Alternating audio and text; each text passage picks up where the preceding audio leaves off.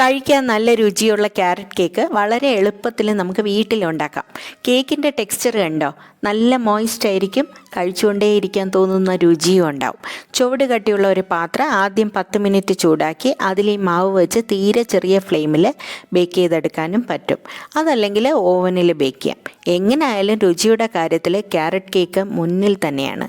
എങ്ങനെ ഉണ്ടാക്കാൻ നോക്കിയാലോ? ആദ്യം 2 ക്യാരറ്റ് തൊലി സ്ക്രേപ്പ് ചെയ്ത് കളഞ്ഞ ശേഷം കഴുകിയിട്ട് ഗ്രേറ്റ് ചെയ്യണം. ഇതിപ്പോൾ ഗ്രേറ്റ് ചെയ്ത ക്യാരറ്റ് 2 കപ്പുണ്ട്, അതവിടെ ഇരിക്കട്ടെ.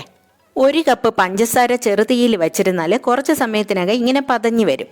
ഇതിലിനി 1 കപ്പ് വെള്ളം ചേർത്ത് വീണ്ടും തിളയ്ക്കുമ്പോൾ ഗ്രേറ്റ് ചെയ്ത ക്യാരറ്റ് ചേർക്കണം. കൂടെ തന്നെ 1/4 കപ്പ് കുരുവില്ലാത്ത ഉണക്കമുന്തിരിയും ചേർത്ത് തിളപ്പിച്ച് കുറച്ച് വെള്ളം ബാക്കിയുള്ളപ്പോൾ തന്നെ ഫ്ലെയിം ഓഫ് ചെയ്ത് തണുക്കാനായി മാറ്റി വയ്ക്കാം. ഇനി കേക്ക് ടിന്നിൽ സൺഫ്ലവർ ഓയിൽ ബ്രഷ് ചെയ്ത് ബട്ടർ പേപ്പർ വയ്ക്കാം. ബട്ടർ പേപ്പർ ഇല്ലെങ്കിൽ എണ്ണ ബ്രഷ് ചെയ്ത പാനിൽ മൈദ ഡസ്റ്റ് ചെയ്താൽ മതിയാവും. ഈ ബട്ടർ പേപ്പറിൻ്റെ മുകളിൽ എണ്ണ ബ്രഷ് ചെയ്യണം. ഇത് മാറ്റി വയ്ക്കാം.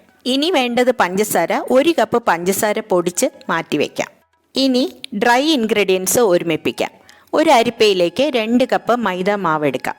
ഇതിൻ്റെ കൂടെ 2 teaspoon baking powder, 1/2 teaspoon baking soda, നമ്മുടെ സോഡാപ്പൊടി, 1/4 ടീസ്പൂൺ ഉപ്പ്, ഇതെല്ലാം ചേർത്ത് അരിക്കണം. നന്നായി മിക്സ് ആവാനായി 3 പ്രാവശ്യം അരിച്ച് മാറ്റി വയ്ക്കാം.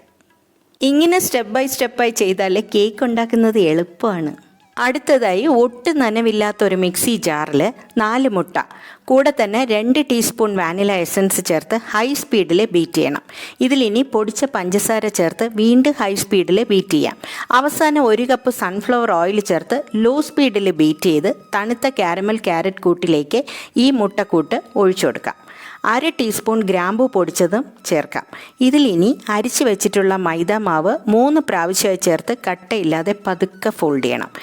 റെഡി ആയിരിക്കുന്ന ബേക്കിംഗ് ട്രേയിലേക്ക് ഈ കൂട്ട് ഒഴിക്കാം. എയർ ബബിൾസ് കളയാനായി ടാപ്പ് ചെയ്യണം. ഇനി ഓവനിലോ ഗ്യാസ് സ്റ്റോപ്പിലോ ഇഷ്ടമുള്ളതുപോലെ ബേക്ക് ചെയ്താൽ മാത്രം മതി.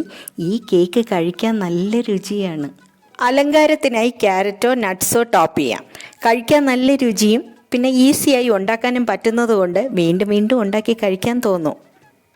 180 ഡിഗ്രിയിൽ 40 മിനിറ്റ്സ് ബേക്ക് ചെയ്യുമ്പോൾ നല്ല രുചിയുള്ള ക്യാരറ്റ് കേക്ക് റെഡിയാവും.